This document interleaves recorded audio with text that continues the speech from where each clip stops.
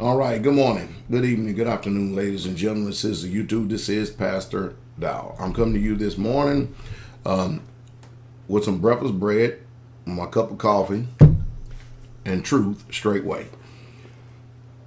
Well, no doubt, given present day events, that the whole country is literally in an uproar, be it racism, be it how to define what is marriage all about, or the political status, the economic status, we can all tell that something is gravely wrong. This morning, I want to deal with one aspect, and it's the one aspect that is near and dear to many people's heart. But the question that we really truly need to ask ourselves is it the truth or is it tradition? I mean, after all, we live in a country that proclaims itself to be Christian, and they say they believe this Bible right here, and I believe it. But what I want to do is I want to test everything. I want to prove all things and hold fast to that which is good, because we have all been given a model in this country, and we have all been told things. Things have been taught to us as religious truth, only come to find out when we put it under the scrutiny of a magnifying glass, we come to find out something gravely is wrong. I need to talk about this morning because when I woke up, it was the first thing on my mind. And, there are many preachers and teachers out there, and the majority of them will claim to be men of God. And some of them are just mama called and daddy sent. Some of them are vainly puffed up in the spirit of their mind. Now, the Bible teaches that any man has the spirit of truth, the spirit of prophecy, then he would speak according to the law and the prophets. And that if any other spirit comes and presents itself in any other way, be it opinions, traditions, preferences, ideals, feelings, ideologies, theologies, the Bible calls all of those different ways and perspectives the spirit of error. And let me start off by setting the foundation. And we're going to deal with the subject of biblical marriage here this morning. And we'll put a question mark behind it, because here in America, we have a way that we have been conditioned and trained. I didn't say educated. I said conditioned and trained to believe what biblical marriage is about. And what we're going to do is we're going to test it by facts, and we're going to test it by truth. We're going to see what the Bible says. Not going to take long. I'm just going to say enough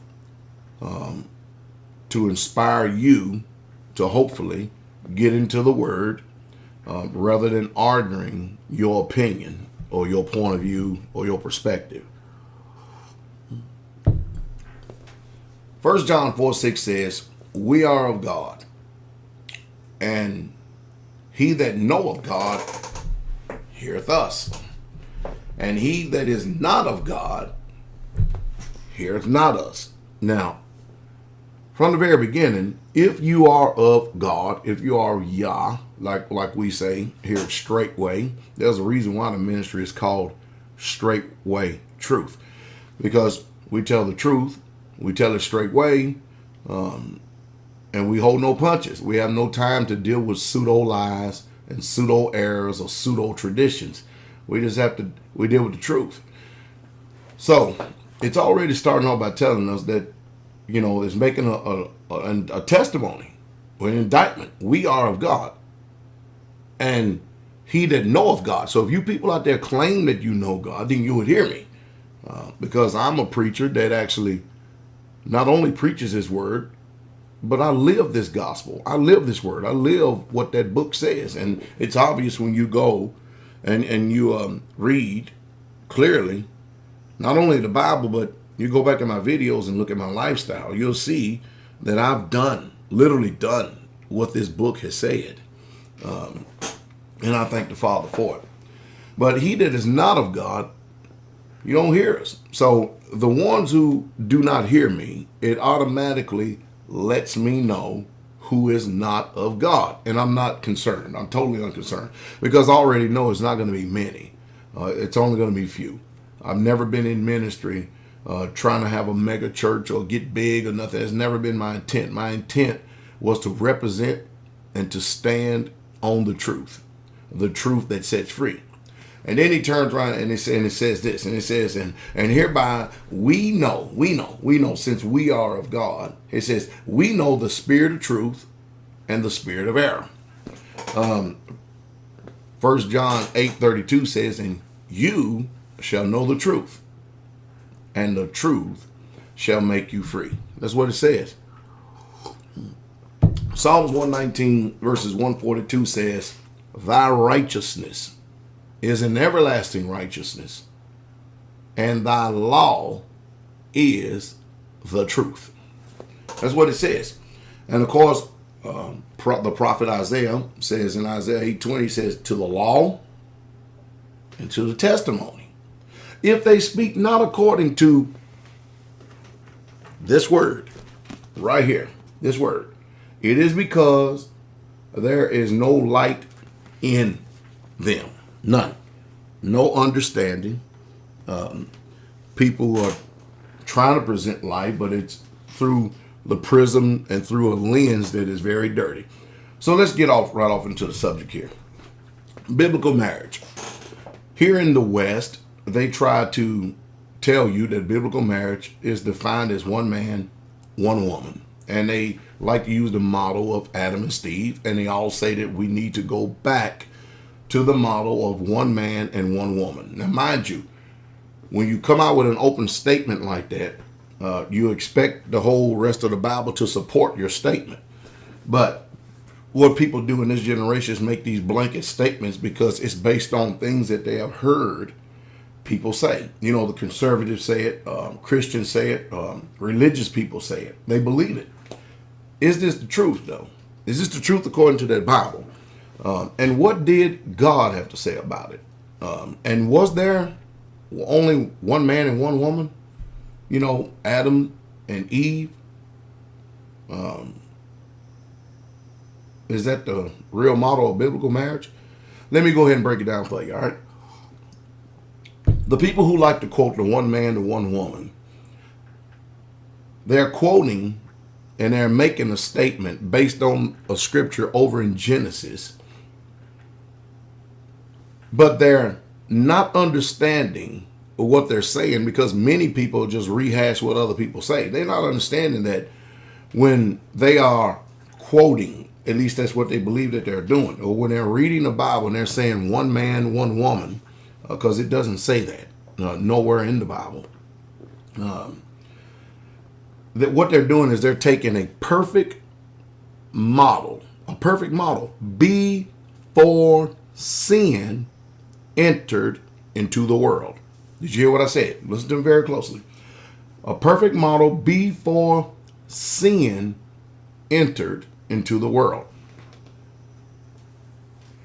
They believe that the Bible presents Adam and Eve, and only Adam and Eve, as the two modeled figures of a biblical marriage.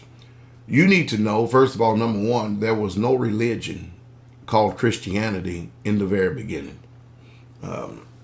But let's stick with this. Now, Adam and Eve, that's what they say, one man, one woman. Now watch this.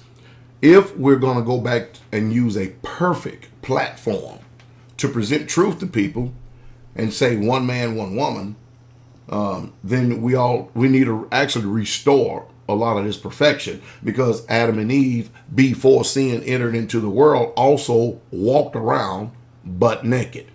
And of course, we know what happened after sin entered into the world.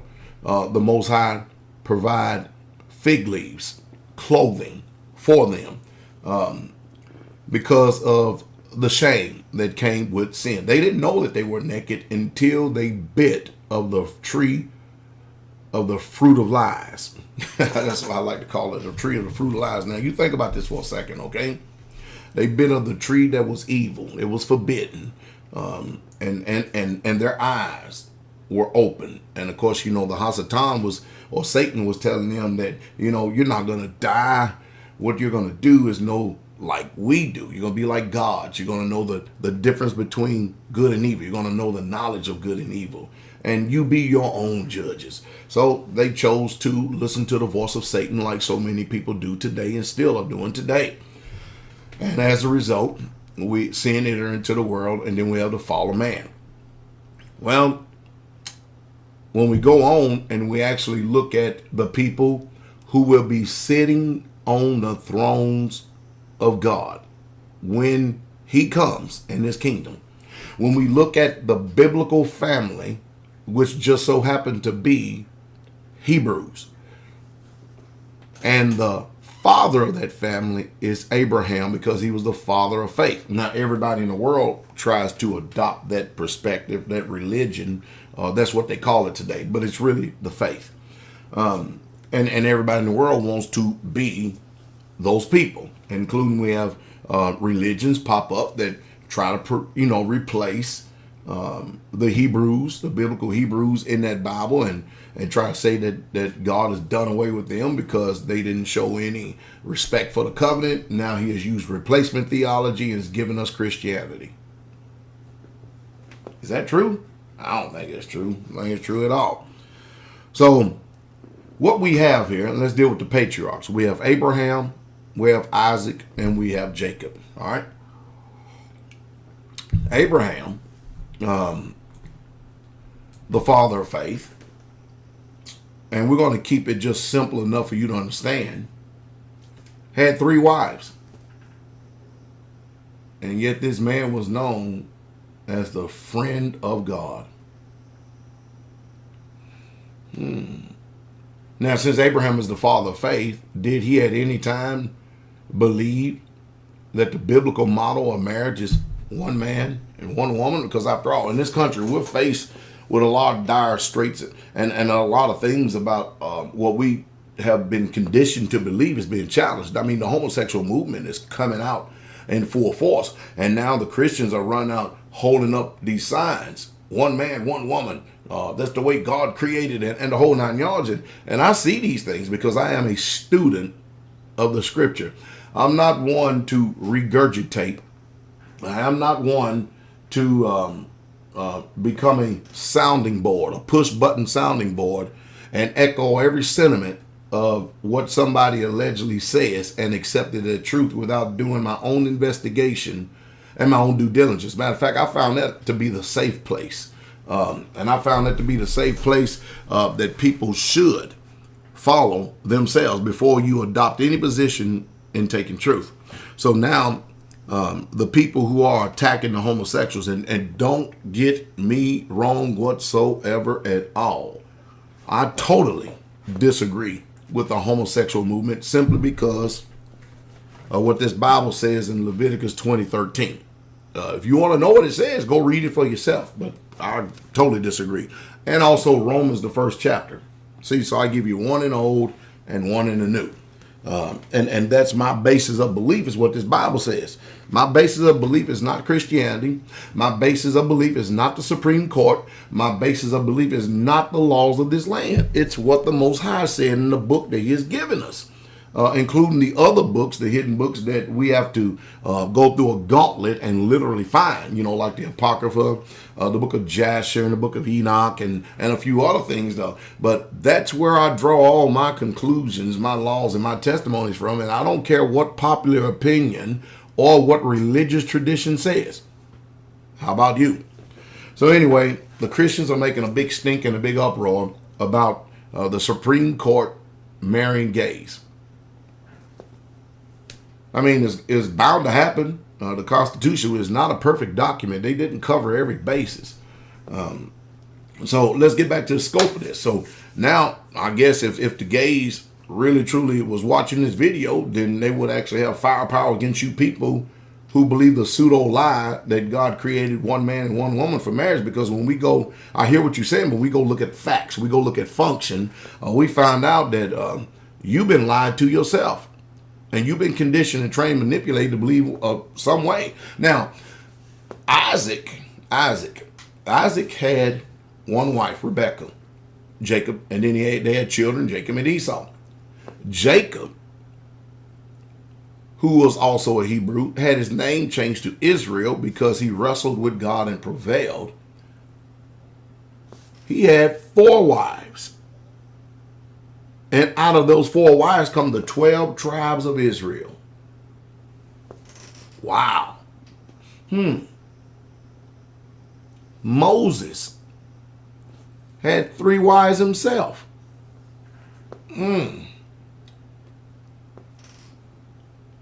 Saul, Gideon,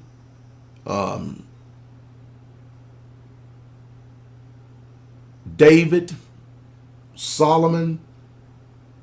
I can go on and on and on of what the truth to what the Bible says is that the biblical Hebrew Israelites, they didn't believe this monolygamy model that is set before us today. Never heard of it. You know why? Because it comes from the East. It was the Christian West many years under the platform of the Greco-Roman Empire came and imposed its not only its culture, but imposed its ideas. You know, these nations of boy lovers imposed their ideas upon a biblical Eastern perspective. So the West came and imposed its ideal of what they call a model society on the East and Eastern people.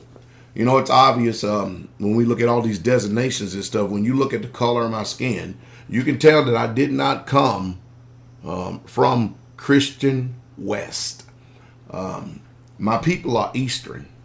And that's another cover up that go on, but that's another talk and another scope for another time. We're going to stay this course right here.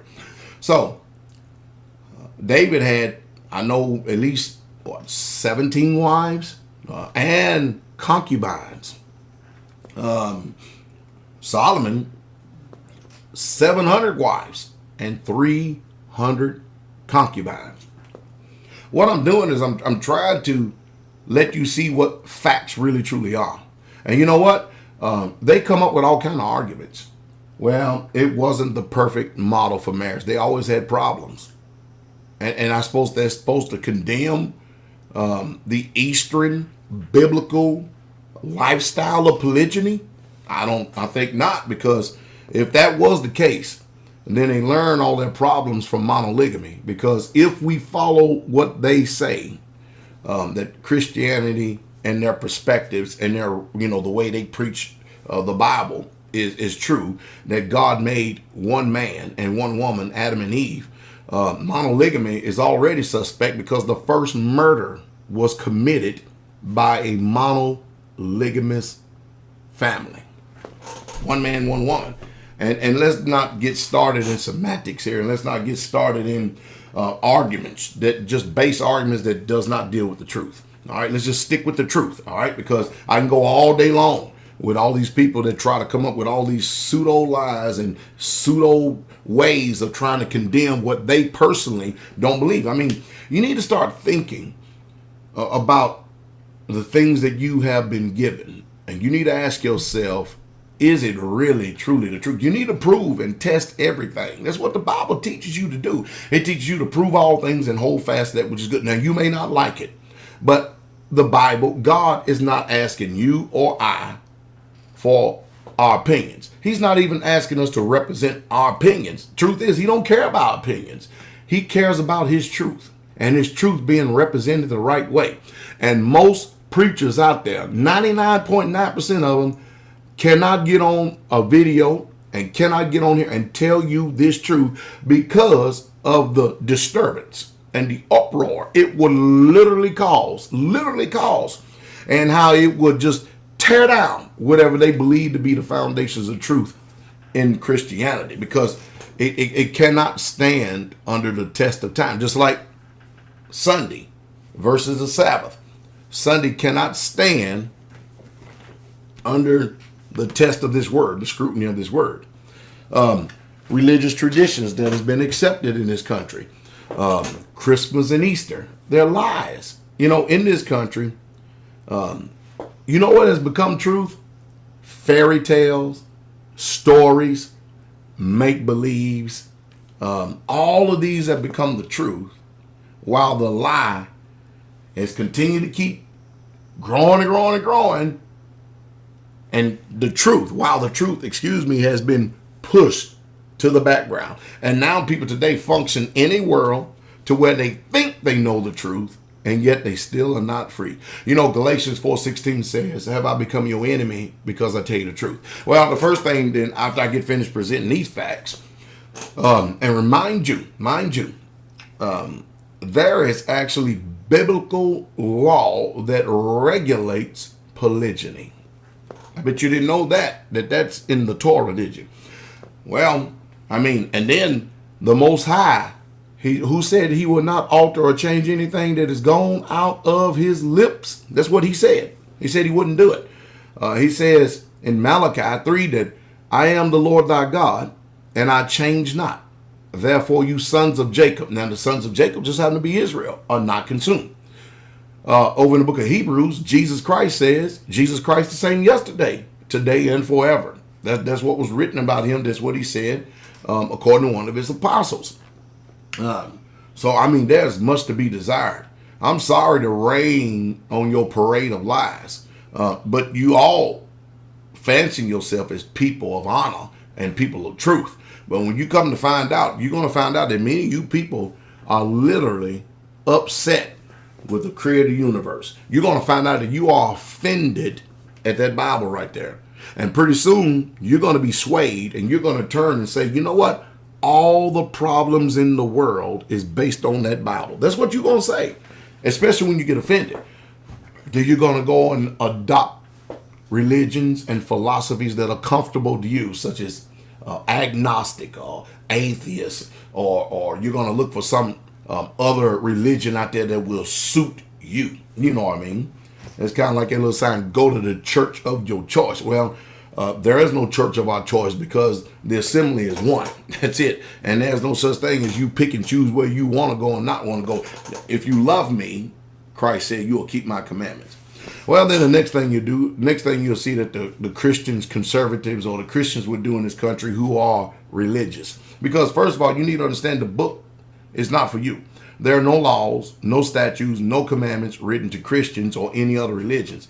This is a story, a history of a Hebrew people. And they're not Ashkenazi, coming from the Khazarian mountains, placed in the land of Palestine. It used to be known as Judea. And then these people got there by Great Britain and the United States under the League of Nations. And then most of you people deceive and thinking and believe that these people are Yah's chosen people or his family, and that biblical prophecy centers and hinges around 1948. You people are deceived. You got it all wrong. But what can I do about it? What can I do? If you haven't studied, you have no basis of your argument. That's why I always ask for your college professors, your theologians, not your little small storefront preachers that don't know nothing, including your big time preachers out here, like all these people in these mega churches. They don't know nothing either. They don't preach to you the word. They don't. They literally, truly don't. All you got to do is just look and see if their lifestyle is anywhere near close to the people of the book, the Israelites. And you're going to see it's not so. It really, truly is not so. You have been lied to, and you have been greatly deceived. And I understand that this subject incites a lot of feelings and a lot of emotions. But your feelings and emotions is not truth. They're not.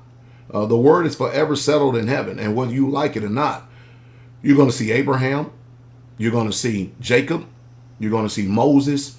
You're going to see David. All these mighty men of valor. All these mighty men, these warriors. These men who not only killed a lot of people, but you're going to see them in the kingdom of Yah. And that goes contrary. You can't wrap your mind around it today with the way you've been trained because you haven't been educated. And this is very offensive to you, but you're going to be able to sit down if you make it to the kingdom, provided you can keep his commandments.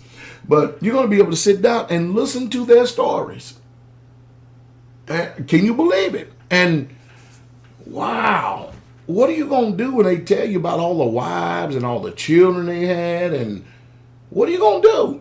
What are you going to do? Because it's totally destroying everything. I know you want to ignore, just like many religions do. You want to ignore facts and stick with tradition. You want to ignore facts and stick with opinions. You want to ignore facts and stick with a religion rather than the truth. And the reason why you do that is because the truth says you have the spirit of error in you. You can't hear me. You can't hear me because the spirit of error is working in you. I have the spirit of truth, and I'm telling you the truth.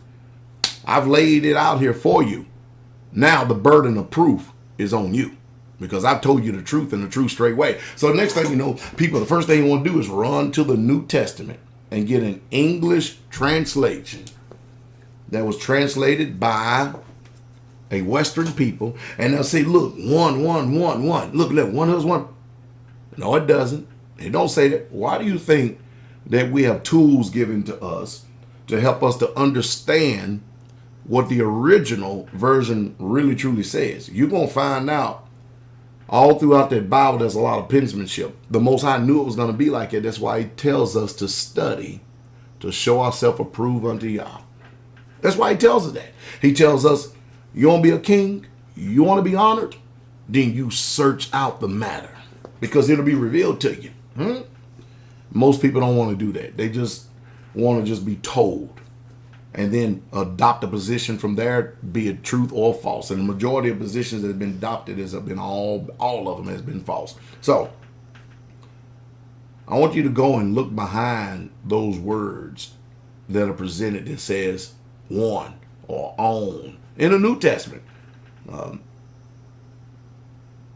Jesus Christ was born to a polygynous family, in a polygynous family. Ooh, I know I just shocked many of you. And the whole culture was all polygynous. Now, I know you like using the word polygamy. I don't agree with the word polygamy. I know that, it's just like anything. When something is commonly said and is accepted, that's the word that we use. But I'm not like that. I'm not those men. I'm not that kind of a man. I'm a man of Yah, a man of God. That's the way you would call it. And I'm here to represent truth, not fabricated lies, sugar-coated lies, glossed over lies to make everybody feel better. That's not my intention. I have the spirit of truth, and I have to stick with truth. I'm not to add to it nor take away from it, but to support it and defend it. And that's what I'm going to do, continue to do. But you go look behind those words, you're going to find out that all your house of cards is going to crumble and tumble down. Most of you don't have enough dignity, nor intestinal fortitude, nor enough stomach to actually research the things that I say. Many of you would get on here and make disparaging comments. Many of you would get on here because you're angry at what I said. And you won't even check out what I said to see if it is truth or not. You'll start just throwing out stuff from anger rather than facts. Do you love Jesus? Do you? Because he said he's the way, the truth, and the life, and there's not one condemnation in there of polygyny. No, the whole culture was then. Not one. There's no condemnation, nothing that condemns the biblical Hebrew Israelite lifestyle of polygyny from Genesis to Revelation. As a matter of fact, it is our culture. That is a fact. We may talk about this a little bit later, but I wanted to come on here early this morning, my nice cup of coffee, and I want to present you the truth in a true straight way. I want to end it on this. God, the creator of the universe, the eternal, the most high, he don't care nothing about the laws of nations and the laws of men of this world. He only cares about his truth. That's it. He don't care about your marriage license. He don't care about your traditions, your religions. He don't care about even your opinion. He don't care about it. All the thing he cares about is his truth. So who's right?